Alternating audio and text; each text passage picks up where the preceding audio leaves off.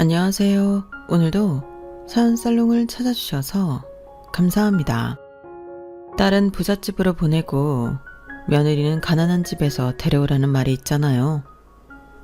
가난한 집에서 자란 여자가 알뜰하고 꼼꼼하게 살림을 잘할 테니 며느리로 들이는 게 좋다는 말인데요.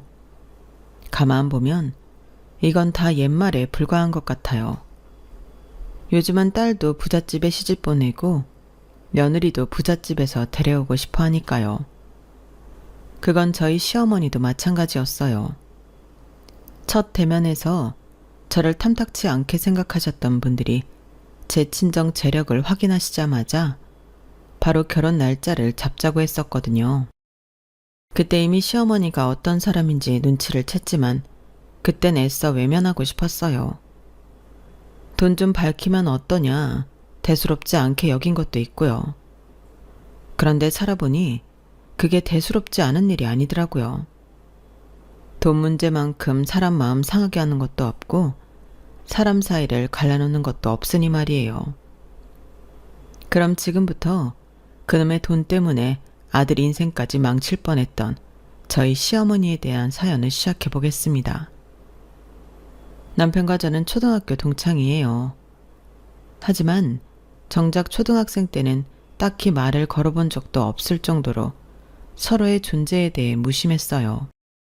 일단 성별도 달랐고 같이 노는 무리가 달라서 어울릴 일이 없었거든요. 그러다가 고등학교에 들어가서 다시 만나게 됐어요. 저희 부부가 나온 고등학교는 특목고라서 살던 동네에서 한참 떨어진 곳에 있었어요. 그런 탓에 동창을 만날 확률이 상대적으로 적었는데 거기서 딱 만났지 뭐예요. 솔직히 저는 고등학교에서 처음 남편을 봤을 때 얼굴이 낯익긴 했지만 이름이 기억나지 않아서 아는 척을 못했는데 남편이 먼저 말을 걸어주더라고요. 윤서영 맞지? 땡땡 초등학교. 안녕? 와, 여기서 초등학교 동창을 만나게 될 줄은 몰랐는데 반갑다. 나도. 그런데 너 내 이름은 알아? 나 성준이야. 김성준. 그때 남편이 자기 이름을 먼저 말해주지 않았더라면 난처한 상황이 될 뻔했어요. 나는 상대 이름을 아는데 상대는 내 이름을 몰라주면 기분이 상할 법도 하잖아요. 그런데 남편은 전혀 그런 내색을 하지 않았어요. 오히려 이렇게 말해주더라고요. 너야 초등학생 때부터 유명해서 모르는 사람이 없었지만 난 아니잖아. 모르는 게 당연하지. 남편 말대로 제가 초등학생 때 학교에서 유명하기는 했어요. 비록 잠깐이긴 하지만 아역 탤런트로 활동했었거든요. 만약 제가 그쪽에 소질이 있었다면 부모님이 물심양면으로 지원을 해주셨을지 모르지만 솔직히 제가 봐도 저는 배옥감은 아니었어요. 그저 운 좋게 발탁된 덕에 드라마에 얼굴을 내밀 수 있었던 거였죠. 그러다 보니 제가 6학년이 되고부터는 부모님이 연예계 일을 그만두게 하셨어요. 공부에 집중하려면 그게 좋겠다고 생각하셨거든요. 저 역시 연기에 대해 미련이 없던 터라 부모님 뜻에 따라 공부에 매진했고 그러다 보니 외고 진학까지 하게 되었어요. 저 혼자 힘으로 했다기보다는 사교육의 도움을 많이 받은 덕분이었죠. 반면에 남편은 오롯이 자기 힘으로 외고에 들어왔더라고요. 집안 형편이 그리 좋지 않아서 따로 학원에 다닐 수가 없었다나 봐요. 그렇게 노력해서 들어온 외고였지만 남편은 입학하고 2달도 안 돼서 인문계로 전학을 고민하게 되었어요. 이유는 돈 때문이었어요. 외고 학비가 생각보다 많이 비쌌거든요. 등록금도 비싸고 스쿨버스비에 그 밖에 부수적인 비용이 많이 들어서 도저히 감당하기 힘들었던 거예요. 예전엔 개천에서 용난다는 말도 있을 정도로 자기 능력에 따라 성공할 수 있는 기회가 있었지만 세상이 변했잖아요. 이제는 돈이 없으면 아무것도 못하는 시대가 됐으니까요. 외고에 합격했다고 친가와 외가에서 수백만 원씩 축하금을 받았던 저로서는 남편한테 미안한 마음이 들었어요. 사실 우리가 똑같이 외고에 진학은 했어도 남편은 저희 학교에서 성적이 가장 높은 과였고 중간고사에서 성적도 전교 2등을 했을 정도로 공부에 재능이 있는 사람이었거든요. 단지 돈이 없다는 이유로 힘들게 이룬 성과를 놓쳐야 한다는 게 너무 안타까웠어요. 그런데도 정작 본인은 담담하게 모든 걸 받아들이더라고요. 차라리 세상 탓을 하거나 억울하다는 말이라도 했더라면 제가 그렇게까지 마음이 불편하진 않았을 거예요. 그래서 어떻게든 남편을 돕고 싶었고 국리 끝에 아빠한테 말씀을 드렸어요. 제 얘기를 들으신 아빠는 잠시 생각에 잠기셨어요. 그리고는 제게 물으시더라고요. 서영아, 혹시 성준이라는 애 좋아하니? 생각지도 못한 아빠의 질문에 잠시 할 말을 잃었어요. 한 번도 그런 생각을 해본 적은 없었으니까요. 그래서 아니라고 했더니 아빠가 안도하는 표정으로 알겠다고 하시더라고요. 그리고 며칠 뒤 남편은 외부 장학금을 받게 되었고 덕분에 전학을 하지 않게 되었어요. 이런 내막을 몰랐던 남편은 들뜬 표정으로 저를 찾아와 자신이 장학금을 받게 됐다는 얘기를 해주었어요. 장학금을 주신 분이 어떤 분이신지 모르겠지만 졸업할 때까지 등록금이랑 그 밖의 비용을 다 내주시겠다지 뭐야. 로또에 당첨이 되면 이런 기분일까? 나 지금 너무 행복해. 불과 며칠 전까지 담담해 보였던 남편은 아이처럼 들뜬 표정이었어요. 그동안 겉으로 내색은 안 했지만 속으로는 많이 속상했던 모양이었어요. 남편을 본 이래 그렇게 밝은 표정은 처음이었거든요. 나중에 남편한테 얘기를 들어보니 그날 그렇게 기뻤던 건 두 가지 이유 때문이었다고 하더군요. 하나는 제가 예상했던 것처럼 가정 형편 때문에 자신이 노력해서 이룬 성과를 놓쳐야 하는 게 서러워서였고, 다른 하나는 저랑 떨어지기 싫어서 그랬다는 거예요. 초등학생 때는 멀리서 바라보는 입장이라서 말도 못 걸어보다가 이제야 드디어 동등한 입장에서 만나 친구가 됐는데 그걸 또 놓치게 돼서 속상했다더라고요. 물론 나중에 자신에게 장학금을 준 사람이 저희 아빠라는 걸 알고는 너무 창피했지만 말이에요. 그런데 남편이 이런 생각을 하는 동안 저 역시도 나름의 중대한 결정을 했어요. 앞으로도 이 친구를 곁에서 돕고 싶다는 거였죠. 부모 덕분에 금전적인 고생을 안 하고 살아온 저로서는 스스로 자신의 미래를 만들어가기 위해 악착같이 노력하던 남편이 기특하고 가여웠거든요. 그래서 뭐라도 돕고 싶었어요. 그런 생각은 시간이 흘러도 잦아들지 않았고 오히려 애틋한 마음이 더 커져만 갔어요. 친구이자 이성으로 말이죠. 하지만 우리 앞에는 대입이라는 큰 산이 있어서 선뜻 마음을 드러낼 수는 없었어요. 그저 마음속으로 대학에 합격하면 솔직하게 마음을 고백하겠다는 생각만 가지고 있을 뿐이었어요. 남편과 같은 대학에 들어가 CC가 되면 좋았겠지만 그러지는 못했어요. 저는 고2 때부터 외국 대학 진학을 목표로 했고 남편은 국내 대학 진학을 목표로 했거든요. 결과적으로 둘 다 각자가 원하는 대학에 합격을 했지만 그렇기 때문에 떨어져 지낼 수밖에 없었어요. 서로에 대한 마음만 간직한 채 말이죠. 처음 미국에 갔을 때는 가끔씩 이메일도 하고 스카이프로 전화통화도 하긴 했지만 시차도 있고 각자 학교 생활에 치이다 보니 서서히 연락이 뜸해졌고 그러다 결국엔 연락이 끊기게 되었어요. 하지만 그런 말이 있잖아요. 만나게 될 사람은 어떻게든 만나게 되어 있다고요. 대학 졸업 후 한국에서 직장 생활을 하던 차에 외고 동창 결혼식에 참석하게 된 거예요. 고등학교를 졸업하고 처음 보는 동창들이라서 어색하기도 하고 반갑기도 하더라고요. 그런데 그 안에 남편이 있지 뭐예요. 당시 남편은 아직 대학생 신분이었어요. 아무래도 군대에 다녀오다 보니 여자인 저보다 졸업이 늦어진 탓이었죠. 오랜만에 만나니 그 사이 많이 늠름해졌더라고요. 헤어질 때만 해도 아직 학생 티가 많이 났는데 이제는 어엿한 남자로 변해 있었어요. 눈에서 멀어졌을 때는 몰랐는데 다시 만나게 되니까 예전의 그 감정이 되살아나는 기분이었어요. 그건 남편도 마찬가지인 것 같더라고요.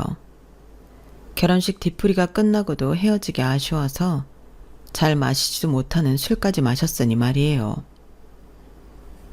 왜 말 안 했어? 나 고등학교 때 장학금 준 사람이 너희 아버지였다는 거. 졸업하고 나중에서야 담임선생님한테 들었어. 난 그것도 모르고 네 앞에서 그렇게 좋아했는데 창피하기도 하고 내 처지가 너무 초라하게 느껴지더라고. 그땐 내가 너무 어려서 네 앞에서 아무렇지 않게 있을 수가 없었어. 그래서 옹졸하게 너한테 오는 전화도 피하고 그러다 어느 순간부터 서로 연락도 안 하게 됐는데 오늘 결혼식장에서 널 다시 보니까 확실히 알겠더라. 내가 왜 너한테 그렇게 창피했는지 말이야. 내가 너 많이 좋아했었나 봐. 좋아하는 사람 앞에서 내 치부를 보인다는 게 힘들었던 것 같아. 남편은 이후 저희 아빠를 찾아가 장학금을 주신 덕분에 학업을 이어갈 수 있었다고 감사 인사를 했다고 했어요. 그러면서 제 안부를 묻고 싶었지만 그럴 용기가 나지 않았다더군요. 모르긴 해도 저희 아빠가 먼저 선을 그었을 거예요. 그건 그렇고 얼떨결에 남편한테 이미 지난 고백을 듣고 나니 어떻게 반응해야 할지 모르겠더라고요. 속으로는 그래서 이젠 내가 안 좋다는 건가? 아니면 지금이라도 잘해보고 싶다는 건가? 이런 생각을 하고 있는데 남편이 한참을 망설이다가 그러는 거예요. 만나는 사람이 없다면 자기를 조금만 기다려주면 안 되냐고요. 아직은 학생이라서 제게 해줄 수 있는 게 없지만 취업을 하면 자기도 뭔가 제게 해줄 수 있는 게 많을 거라면서요. 솔직한 심정으로는 당장 사귀자가 하고 싶었지만 남편의 자존심 때문에라도 기다려주는 게 좋을 것 같았어요. 그렇게 우리는 남편이 졸업 후 취업에 성공하자마자 사귀게 되었어요. 하지만 남편이 모르는 게 하나 있었어요. 첫 월급은 잠시 스쳐가는 흔적 같은 거라는 걸 말이죠. 취직만 하면 당당하게 제게 뭐든 해줄 수 있을 거라고 생각했던 남편은 실망이 이만저만이 아니었어요. 월급에서 학자금 대출이 빠져나가고 카드값에 생활비, 교통비와 용돈 약간을 제하고 나니까 흔적도 없이 사라져버렸거든요. 사실 저는 이럴 거라는 걸 미리 예상하고 있었어요. 왜냐하면 저도 그랬으니까요. 더군다나 남편은 본가에서 생활하고 있어서 생활비 외에도 여동생 등록금이며 시아버지 병원비도 감당해야 했으니 불보듯 뻔한 일이었죠. 남편과 사귀고 2년쯤 됐을 때 아버님이 오랜 투병 생활 끝에 세상을 떠나셨어요. 아버님께는 죄송한 말이지만 아버님 병원비 부담에서 해방되고서야 남편은 돈을 좀 모을 수 있었어요. 원래 계획은 아버님이 돌아가시고 이듬해 결혼을 하는 거였는데 하필 그때 시누이가 혼전 임신을 하는 바람에 먼저 결혼을 하게 됐지 뭐예요. 시누이도 그렇고 상대 남자도 그렇고 둘 다 아직 대학생 신분이라서 결혼 자금은 당연히 양가 부모님 몫이었어요. 다행히도 남자 쪽에서 집을 해오겠다고 했지만 문제는 저희 시댁이었어요. 하루는 어머님이 저보고 집에 좀 들르라고 그러셔서 퇴근 후에 남편을 만나 함께 시댁으로 향했어요. 그랬더니 난 돈 없다. 당장 먹고 죽을 돈도 없어. 그러니 어쩌겠니? 큰애가 결혼 미루고 희주부터 보내는 수밖에. 너 적금 들어놓은 거 있지? 그거 깨서 희주 혼수 좀 마련해줘라. 어머님 말씀에 순간 화가 나긴 했지만 그래도 상황이 이러니 어쩌겠냐 싶었어요. 그런데 문제는 그 다음이었어요. 그리고 서영아, 네가 비록 우리 집 며느리가 된 건 아니지만 그래도 성준이 아빠 살아있을 때 결혼 허락까지 받아놓은 상태 아니니? 그럼 우리 집 며느리나 진배 없는 거고.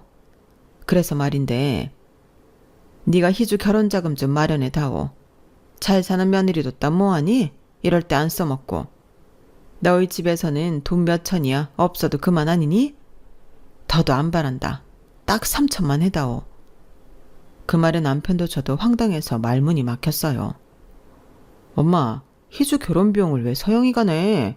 그럼 말도 안 되는 소리가 어딨어? 뭐가 말이 안 돼? 솔직히 나나 네 아빠가 서영이 마음에 들어서 결혼 허락했니? 나는 부잣집 딸내미 며느리로 들이기 싫었다. 사사건건 지네 친정이 잘 산다고 얼마나 유세를 떨 거야. 그래도 내가 100번 양보해서 니들 결혼 허락해줬는데 그 정도도 안 한다면 내가 뭐하러 부잣집 딸내미를 며느리로 들이겠니? 암튼 내년이든 후년이든 니들 결혼하고 싶으면 내가 하라는 대로 해. 안 그럼 니들 결혼 어림도 없으니까. 처음 시부모님께 인사드리러 아버님이 입원해 계시던 병원을 찾았을 때 시부모님은 저를 반기지 않으셨어요. 딱 봐도 사치하게 생겼다거나 어른 말에 고분고분하지 않을 거라는 게 이유였죠. 그러다 며칠 뒤 남편을 통해 제 친정이 꽤 산다는 얘기를 들으시고는 바로 태세를 바꾸시곤 제게 연락을 하셨더랬어요. 제 친정 재력을 보고 결혼 허락을 하신다는 걸 단번에 알아챌 수 있을 정도로 시부모님은 돈 얘기를 앞세워 저를 받아주셨거든요. 그러더니 이제는 당신 딸 결혼 자금까지 대라니 정말 황당해서 한숨만 났어요. 남편은 그럴 필요 없다고 걱정 말라고 했지만 그건 어디까지나 남편 생각이었어요. 시도 때도 없이 어머님과 시누이가 제게 연락을 해댔거든요. 심지어 시누이는 예식장을 보러 같이 가자고 하더니 한참 설명을 듣고는 이러는 거예요. 언니라면 이런 데서 결혼하고 싶어요? 이렇게 이름도 없는 웨딩홀에서 하면 엄청 쪽팔릴 텐데. 저는 그게 무슨 뜻인가 싶어서 그럼 여기 말고 마음에 드는 대로 고르지 그랬냐고 대답했어요. 그랬더니 정말요? 그래도 돼요? 사실 하고 싶은 데가 있긴 한데 언니가 어떻게 생각할지 몰라서 말 못했죠. 언니, 요즘은 호텔에서 결혼식을 하는 게 유행인 거 아시죠? 그래서 말인데 나 호텔에서 결혼하면 안 돼요? 그걸 나한테 물으면 어떡해요? 결혼하는 당사자가 정할 일인데. 그랬더니 신우가 뭐라는 줄 아세요? 에이, 돈 내는 사람이 정하는 거지 어떻게 내가 정해요. 언니, 그럼 나 호텔에서 결혼식 할게요. 그래도 되는 거죠?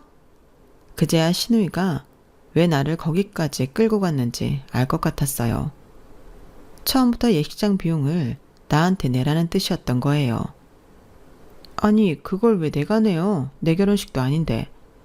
그러자 신우이 표정이 싹 달라지더니 그러더군요. 뭐냐? 언니 지금 사람 가지고 장난쳐요? 애초에 언니가 나 결혼식 비용 대준 데서 마음 놓고 있었는데 이제 와서 모른다고 발뺌하면 안 되죠. 언니, 사람이 왜 그래요? 어이가 없어서 정말. 화가 나는 건 누군데 자기가 더 화를 내고는 혼자 휙하니 나가버리더라고요. 상담 직원 앞에 덩그러지 남겨진 저는 헛웃음만 나왔어요. 그리고 몇 분 뒤 어머님이 제게 전화해 자초지종도 듣지 않고 소리부터 질러댔어요. 너 그렇게 안 봤는데 아주 무서운 애구나. 그깟 돈 몇천 가지고 시누이 될 사람을 사람들 앞에서 망신을 줘? 우리가 너보고 시누이 혼수를 해두라 그랬냐? 신혼집을 해주라 그랬냐? 꼴랑 결혼 비용 조금 보태달라고 그런 건데 어쩜 이렇게 사람을 개망신 줄 수가 있어? 너 그러고도 우리 집에 며느리로 들어올 수 있을 거라고 생각하니? 있는 사람이 더하다더니 널 두고 한 소린가 보다.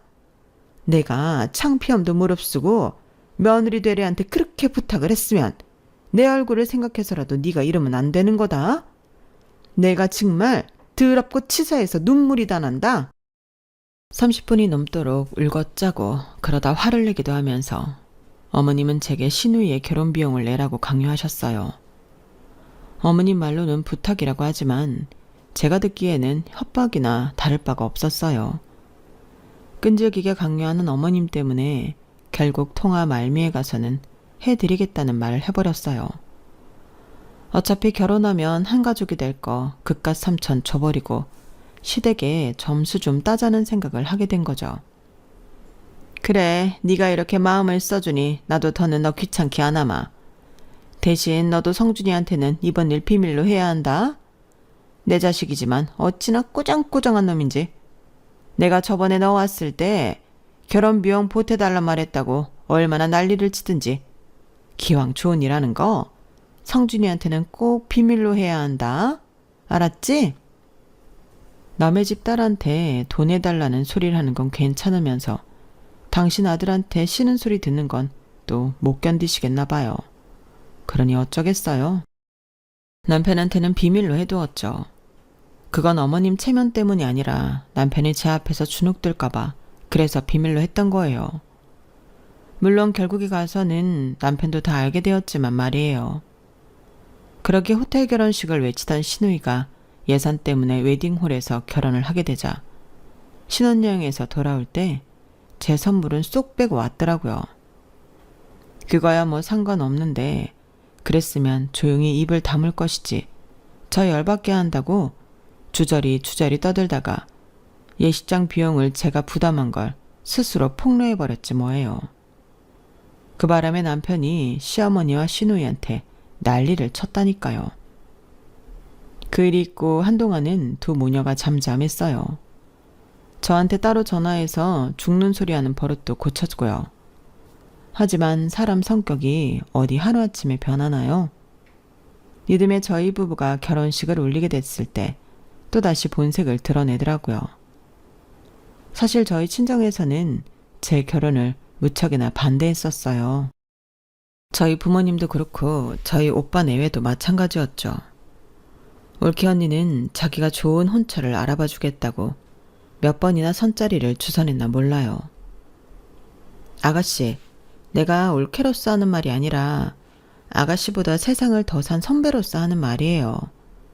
아무리 남편 자리가 마음에 들어도 그 집 식구들이 엉망이면 그 결혼은 하는 게 아니에요.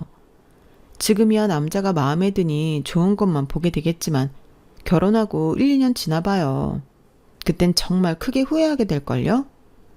그땐 후회한다 해도 물리기도 힘들고 결국엔 평생 시댁 식구들한테 들들 볶여가며 살아야 되는데 그런 결혼을 왜 해요? 아가씨가 뭐가 부족해서 그러고 사느냐고요. 그러니까 차라리 시작하기 전에 독하게 마음먹고 헤어지세요. 오빠도 저도 아가씨 보기 안타까워서 반대하는 거예요. 올케 언니 말이 하나부터 열까지 다 맞는 말이라는 건 저도 잘 알고 있었어요. 하지만 한 번에 물든 정이 그렇게 쉽게 걷어낼 수 있는 게 아니잖아요. 정말이지 제 남편은 시댁 식구들만 빼면 어느 것 하나 부족함이 없는 남자라고 생각해요. 이런 남자를 다시 만날 수 있을 거라는 생각이 들지 않을 만큼요. 그래서 집안 반대에도 불구하고 끝까지 우겨서 결혼을 하게 됐는데 시어머니와 시누이는 이런 사정을 알면서도 끝까지 자기 것 챙기기에 급급하더라고요. 평생 명품백은 들어본 적도 없는 시어머니께서 어디서 들었는지 명품백 넘버까지 적어주시며 예단으로 가져오라고 그러시질 않나. 시누이는 자기 오빠 결혼에 한 살림 챙길 마음을 가졌는지 글쎄 자기 집 가전제품을 싹 바꿔달라고 그러지 뭐예요. 그것도 자기 오빠 앞에서 그런 소리를 하면 된통 혼날 걸 알았는지 저한테만 따로 전화를 하거나 문자로 제품명을 보내는 거 있죠. 시누이가 보낸 예단 목록을 보면서 난 내가 의사나 변호사랑 결혼하는 건가 생각했다니까요. 그러지 않고서야 어떻게 이렇게 무리한 요구를 할 수 있는 건지 도무지 이해가 안 갔어요. 그런데 꼬리가 길면 밟힌다고 시누이가 툭하면 예단으로 이거 해달라 저거 해달라 밤낮 안 가리고 문자를 해대는 탓에 결국엔 걸리고 말았지 뭐예요. 휴일이라 남편이랑 혼수 준비하러 가전제품을 보러 갔는데 끊임없이 제 핸드폰이 울렸고 보다 못한 남편이 제 휴대폰을 가방에서 꺼내다가 그 문자를 보게 된 거예요. 하루가 멀다 하고 보내왔던 시누이의 위시리스트를 본 남편은 당연히 불같이 화를 냈고 당장 시누이한테 전화를 걸었어요. 이 기집애가 아직도 정신을 못 차렸어. 너 내가 서영이 괴롭히지 말라고 했어 안 했어? 네가 뒤에서 이런 짓거리 하면 내가 모를 줄 알았어? 긴 말 필요 없고 앞으로 서영이한테 10원짜리 하나라도 요구했다간 그날로 내 손에 죽을 줄 알아. 알았어? 신우의 행동에 화가 난 남편은 분명히 자기 엄마도 똑같은 짓을 했을 거라며 자기 엄마는 뭘 해오라고 했냐고 물었어요. 상황이 상황인지라 말을 안 하고 넘어갈 수 없어서 솔직하게 명품백 이야기를 하게 됐어요. 그러자 남편은 자기가 엄마한테 얘기해서 없던 일을 하겠다고 그러더군요. 성준아, 그러지 마. 지금까지 어머님이 너 키우시느라 고생하셨잖아. 그러니까 거기에 대한 고마움으로 명품백 하나 해드리자. 따지고 보면 그 정도 받으실 자격 있으시잖아. 어차피 예단 준비하는 거 어머님이 원하시는 걸로 해드리면 좋은 거 아니겠어? 매번 해달라는 것도 아니고 평생에 한 번뿐인데 뭐 어때? 그렇게 남편을 설득해서 어머님께는 명품백을 해드렸어요. 그렇게 큰 고비를 넘기고 무사히 식을 올리게 되는 줄 알았는데 이번엔 신혼집 문제로 한바탕 시끄러워졌지 뭐예요. 원래는 남편과 제가 대출을 받아서 전셋집을 마련하려고 했는데 저희 아빠가 하나뿐인 딸을 그렇게 보낼 수 없다고 아파트를 사주시겠다고 그러신 거예요. 당연히 남편이 거절했죠. 내 집 마련은 자기 손으로 하겠다고요. 내가 언제 성준이 너 좋으라고 집 사주겠다고 했다니? 내 딸이 고생하는 거 보기 싫어서 그러니까 군만 말고 받아. 방 강제에 가까운 아빠 말에 결국 아파트를 받게 되었어요. 사실 저는 다행이다 싶더라고요. 안 그래도 앞으로 전세대쯤 갚을 생각을 하니 벌써부터 숨이 턱 막히는 것 같았거든요. 그런데 이 얘기를 들으신 시어머니가 또 말도 안 되는 요구를 하시지 뭐예요. 그 집 명의는 우리 성준의 이름으로 해라. 엄마, 그게 무슨 말씀이세요? 장인어른이 해주신 집인데 왜 내 이름으로 해요? 서영 이름으로 해야지. 모르는 소리 마라. 어느 집이든 가장이 대접을 받아야 잘 되는 법이다. 그러니 서영이 너도 그렇게 알고 네 아버지한테 말씀드려서 명의 이전해라. 진짜 해도 너무 하더라고요. 물론 집 명의를 남편 앞으로 해도 상관은 없지만 너무 당연하게 명의를 바꾸라고 하시니 얄미운 거예요. 그래서 일부러 얄밉게 말을 했어요. 어머님, 명의 이전하려면 돈이 드는데 그 돈은 그럼 어머님이 내주실 건가요? 저희가 모아놓은 돈은 아가씨 결혼할 때 다 써버리는 바람에 저희 결혼은 온통 대출받아서 하게 됐거든요. 그런데 명의 이전할 돈이 어디 있겠어요? 그렇다고 저희 아빠한테 부탁드리기도 그렇고요. 원래는 증여세를 저희가 부담해야 하는데 그것도 아빠가 다 내주셨거든요. 그러니 어쩌겠어요? 어머님이 굳이 명의 변경을 하라고 하시면 그 비용은 어머님이 대주시는 수밖에요. 못해도 수백은 깨질 텐데 어머님 괜찮으시겠어요? 돈 나간다는 말에 어머님은 마음이 바뀌셨는지 더는 명의 이전 얘기는 꺼내지도 않으셨어요. 그렇게 말도 많고 탈도 많았던 결혼 준비가 끝나고 드디어 결혼식을 올린 우리는 이제야 좀 마음 편히 살게 되나 했어요. 하지만 결혼 후 출산을 한 뒤에도 시어머니의 과도한 요구는 끊이지 않았고 그럴 때마다 남편은 저와 시댁 사이에서 난처한 상황을 겪게 되었어요. 거기에 저희 친정 부모님까지 합세하면서 남편은 정말 죽을 맛이었을 거예요. 시어머니가 저를 괴롭히면 저희 친정에서도 제 남편을 불러다 혼내고 그런 일이 반복되다 보니 행복할 줄만 알았던 결혼 생활은 점점 더 우리 부부 사이를 멀어지게 만들었어요. 그래서 생각도 못한 남편이 결단을 내리게 되었어요. 당신이 하준이 데리고 캐나다로 가 있는 건 어때? 어차피 애 교육 문제도 있고 일찍 가서 적응하면 낫잖아. 형님 내외가 거기 계시니까 안심도 되고.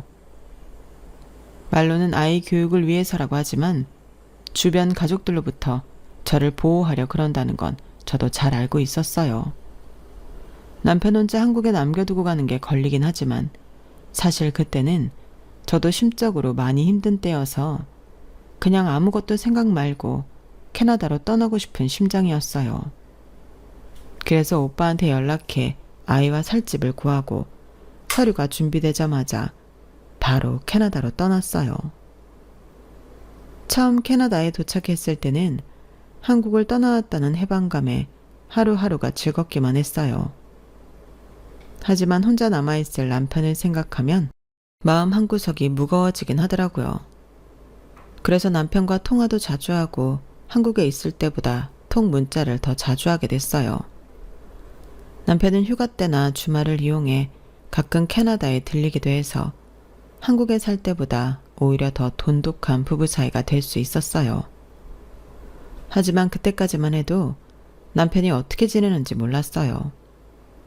평범한 회사원 월급으로 어떻게 캐나다로 생활비를 보내는지 의심일 갑법도 한데 왜 한 번도 궁금해하지 않았던 건지 지금 와서야 후회가 되네요. 그렇게 3년이 지난 어느 날 친정엄마가 캐나다로 놀러 오셨어요. 그런데 엄마가 지나가는 말로 그러시는 거예요. 얘, 넌 한국에 안 가보니? 요전에 김서방 보니까 얼굴이 까칠한 게 안 됐더라 얘. 애 교육도 좋지만 네 남편도 좀 챙겨야지.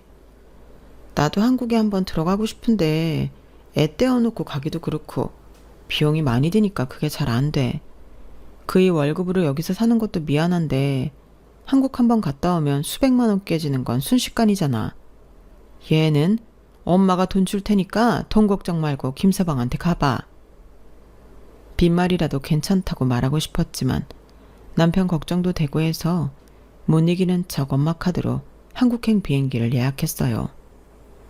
남편을 놀려줄 생각으로 연락도 않고 갔죠. 그런데 남편이 우리 집 현관 비밀번호를 바꾸었는지 자꾸 번호가 틀리다는 거예요.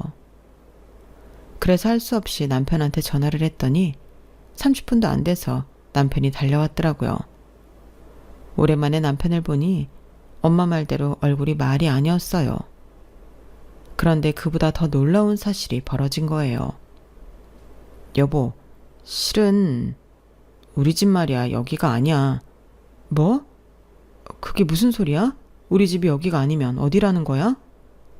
그러자 남편은 난처한 표정으로 솔직히 털어놓았어요. 우리 모녀의 캐나다 체류비를 대느라 집을 월세로 주고 자기는 본가에 들어가 살고 있다고요. 그러면서 제가 한국에 있는 동안은 친정에서 지내면 안 되겠냐고 그러더군요. 아무래도 시댁보다는 친정이 낫겠다 싶어서 친정으로 향했고 남편도 제가 있는 동안 저희 친정에서 머물게 되었어요. 그런데 남편이 씻으러 들어간 사이 휴대폰으로 문자가 왔지 뭐예요. 신우이가 집안 모임 날짜와 시간, 장소를 적어 보냈더라고요. 저희 시댁은 2년에 한 번꼴로 집안 식구들이 모임을 하는데 저도 캐나다에 가기 전까지는 늘 참석하곤 했었어요. 아버님 형제들이 우애가 좋으셔서 원래는 매달 했던 가족 모임인데 다들 바쁘기도 하고 각자 사정들이 있어서 2달에 한 번, 6개월에 한 번 기간이 늘어나던 게 결국 2년에 한 번으로 정착되게 된 거였죠. 그런데 그 모임이 바로 내일인 거예요. 씻고 나온 남편한테 내일 가족 모임 날이던데 갈 거냐고 물었더니 야근해야 해서 안 될 것 같다고 그러더라고요. 그러면서 굳이 안 가도 되는 자리니까 저보고도 가지 말라고 그러더군요. 예전 같으면 잘 됐다 생각하곤 모임에 빠졌을 텐데 지난 3년 동안 시댁에 연락 한 번 안 하고 지낸 게 미안하기도 하고 모르면 모를까 문자까지 확인해 놓고 안 가기도 뭐해서 다음날 혼자 모임 장소를 향했어요. 혹시 몰라 남편한테 전화를 했는데 바빠서 그런지 안 받길래 문자를 남겨놓곤 약속된 식당 안으로 들어갔어요. 그런데 저를 본 친인척들이 다들 어색한 표정으로 놀라지 뭐해요. 그때 큰어머니께서 제게 그러시더라고요. 어머, 성준이 처는 여기 웬일이니? 성준이랑 갈라섰다고 들었는데 다시 재결합한 거야? 네? 그게 무슨 말씀이세요? 저희가 왜 이혼을 해요? 뭔가 잘못 들으신 모양인데 제가 애 데리고 캐나다에 나가 있거든요. 그래서 지난번 모임 때는 못 찾아뵀습니다. 애써 아무렇지 않은 척 웃어 보였는데 그럴수록 친인척들 표정이 더 안 좋더라고요. 뭔가 잘못된 건가 하던 차에 남편이 식당 안으로 달려들어왔어요. 그리고는 어른들께 인사를 하고는 얼른 저를 데리고 밖으로 나갔어요. 여보, 집안 어른들이 우리 이혼한 줄 아나 봐.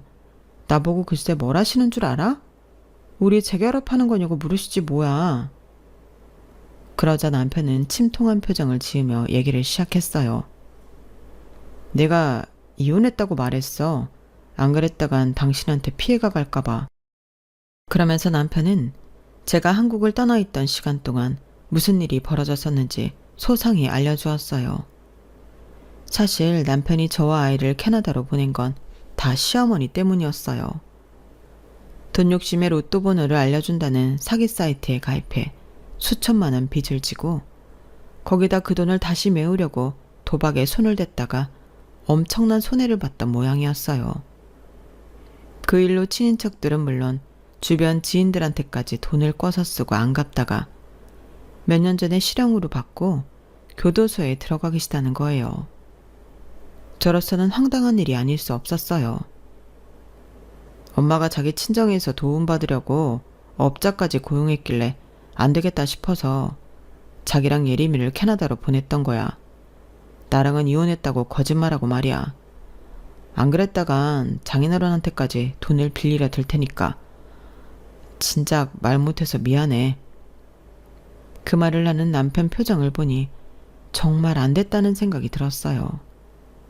남편이 굳이 집을 월세 넣은 것도 어머님과 그 밖의 사람들한테 눈속임을 하기 위해서였다니 기가 차더군요.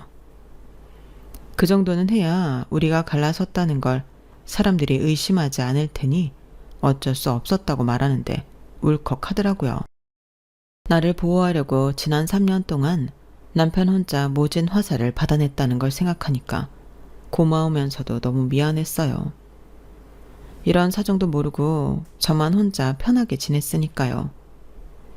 이후 저는 캐나다 집을 정리하고 아이와 함께 한국으로 돌아왔어요.